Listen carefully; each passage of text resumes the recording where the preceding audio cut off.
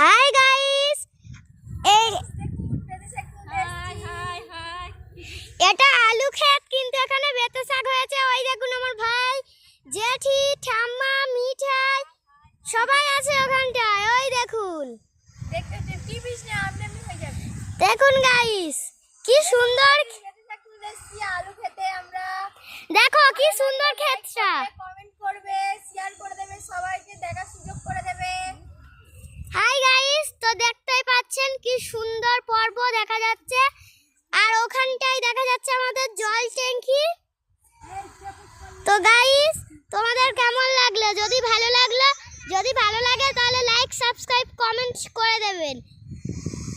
দেখুন কি সুন্দর, দেখো বেতে শাক তুলছি, আপনারা ভালো লাগলে আমাদের দেশে আসতে পারেন। দেখো একটু বেতে শাকগুলো দেখাও তো, কেমন বেতে শাক।